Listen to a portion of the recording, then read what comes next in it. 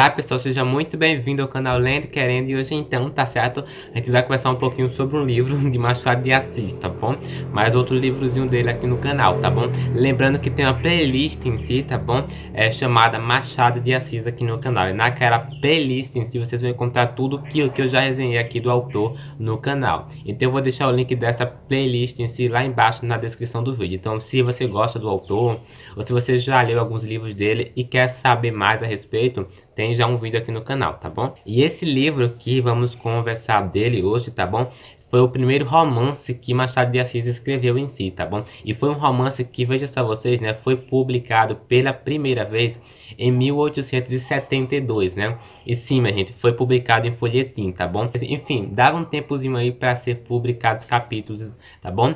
E a pretensão que Machado de Assis tinha com esse livro, tá bom? Tava longe de ser um livro de somente romance, né? Focado ali nos casais de folhetim da época, tá bom? Não era a pretensão dele, né? Apesar de esse livro se encaixar muito na primeira fase de Machado de Assis, não é um livro exatamente só de romance, né? Aliás, é um livro de romance, mas é um romance mais focado para o psicológico humano do que de fato, né, apenas um romance entre o casal ali com final felizes e tudo mais. Não, aliás, não é isso que acontece nesse livro aqui, tá bom? Lembrando que a capinha dele já deve ter aparecido aí do lado, ok? Enfim.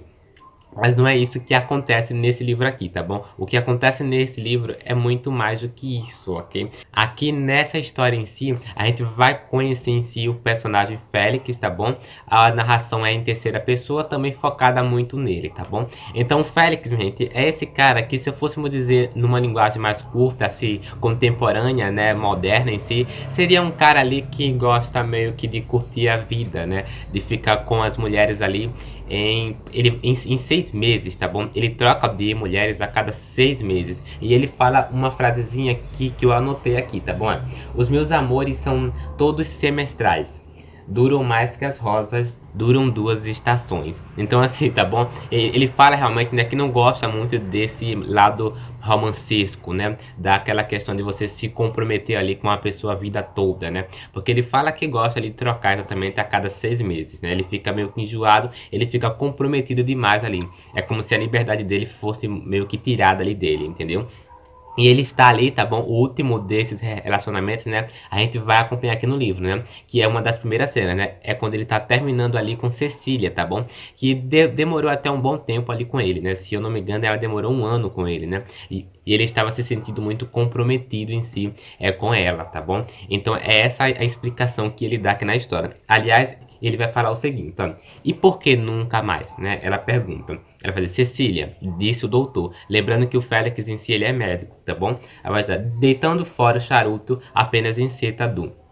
Eu tenho a infelicidade de não compreender a felicidade. Sou um coração defeituoso, um espírito vesgo, uma alma insípida, capaz de fidelidade, incapaz de constância. O amor para mim é o idílio de um semestre, um curto episódio sem chamas nem lágrimas. Então ele fala ali, né, o porquê de terminar dela mesmo, né? Porque aquela coisa de comprometimento, de romance mesmo em si, o romance não é com ele, tá bom? Então ele termina ali com Cecília, ela fica triste, tá bom? Até o amigo dele, tá bom? O Viana, tá bom? Em si, acaba ficando também um pouco triste por ele, né? Porque ele pensava que eles iriam se casar, que eles de fato iriam namorar ali pra sempre, né? Que enfim, queriam manter esse relacionamento ali mais de que 1 ano, né? Então, mas o Félix também explica ali o porquê de ter terminado com Cecília ali também, o seu amigo Viana. E aí Viana fica sabendo daquilo e fala, pronto, eu vou apresentar para você, tá bom? A minha irmã, tá bom? Ela meio que está viúva há 2 anos exatamente. Ela tem um filho ali de 5 anos, tá bom? E ela só se dedica exatamente ao filho, tá bom? Eu acho que vocês dois até que dariam certo. Então, o Félix exatamente tem essa ideia na cabeça de conquistar ali, né? Essa outra mulher que se chama Lívia, tá bom? E Lívia, tá bom, minha gente? É como eu falei, né? Ela tá ali viúva com o seu filho ali de 5 anos e ela só se dedica ao garoto. Então, aos poucos, quando esses encontros vão acontecer aqui na história, tá bom? E eles vão se apaixonando, eles vão se relacionando em si, tá bom? Eles vão trocando em si algumas informações em si sobre o passado, né? E quando Lívia sabe a respeito exatamente do personagem principal, né? Que é o Félix em si, ela fica meio que surpreendida, tá bom? Mas esse espírito do Félix, tá bom? O Félix, ele é muito inseguro, e é isso que vai fazer com que a gente odeie esse personagem em vários momentos aqui da história, e principalmente no final dessa história. Então ele é muito inseguro, ele tem aquela coisa insegura dentro dele, né? E isso atrapalha muito, porque ele quando vai se relacionar com Lívia ali discretamente, tá bom? Não em público exatamente, ok? E então quando ele mantém esse relacionamento fechado com ela ali, né? Discreto exatamente, a gente vai perceber o ciúme rodando ali, né? Os conflitos entre eles muito intensos. Então acaba complicando muito a relação entre os dois. Então, quando esses conflitos ali basicamente acabam, tá bom? A gente tem que lembrar que a gente vai encontrar aqui na história, tá bom? Outra personagem, tá bom? Que vai ser amiga da própria personagem ali, é Lívia em si, a Raquel, tá bom? Raquel meio que essa paciente ali do doutor que vai precisar ter paciência. Então ele leva ali pra casa dela e aos poucos essa amizade vai sendo gerada. Só que Raquel também vai gostar de quem, adivinha? Ela vai gostar também ali do Félix, tá bom? Que é basicamente quem Lívia ama também. Então, tá bom? A gente vai ter a Raquel ali, tá bom? Acabando meio que desistindo desse amor, né? Pela amizade entre Lívia. Ela desiste desse amor e deixa com que Lívia e o Félix seja feliz ali. Raquel meio que tá trazendo ali um livro pra ele, né? E dentro do livro em si tem um bilhete, né? Esse bilhete acaba caindo ali nas mãos do personagem Félix e ele em si descobre que Raquel queria que ele se casasse ali com quem, adivinha? Com Lívia. Então o Félix acaba pedindo em si, né, Lívia em casamento, tá bom? E aí que a coisa complica, porque é o seguinte, aos poucos, tá bom? Logo na véspera do casamento em si, tá bom? Faltando um dia para que o casamento ocorra, tá bom? Ele vai receber uma carta, e nessa carta, tá bom, vai estar falando ali, né, pra ele não se casar com Lívia, né, porque ela está o traindo, né. Então ele fica meio que inseguro de novo, tá bom? E, minha gente, pronto, tá bom? É aí.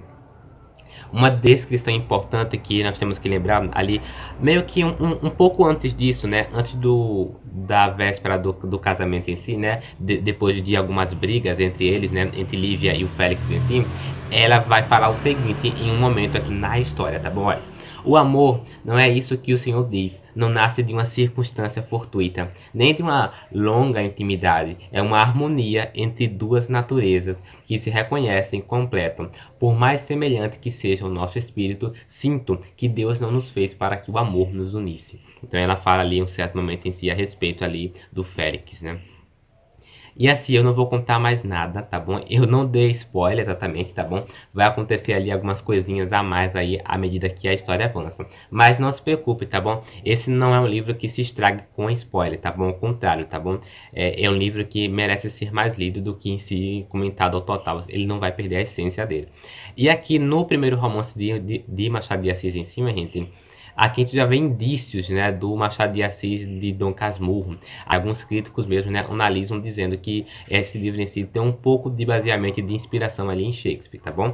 Como eu nunca li Shakespeare mesmo, né, eu só vou poder dizer, né, essa informação aí, tá bom? E caso você saiba, né, a respeito disso, comenta aí embaixo que eu quero saber muito porque esse livro, ele tem ali alguns laços, né, envolvendo esse Shakespeare, tá bom? Então me explica aí que obra é, eu quero saber o porquê, tá bom? Caso vocês saibam, né, cara? E ficamos por aqui, tá bom? Fica a indicação de um livro muito bom de Machado de Assis, tá bom? Que merece ser lido, tá bom?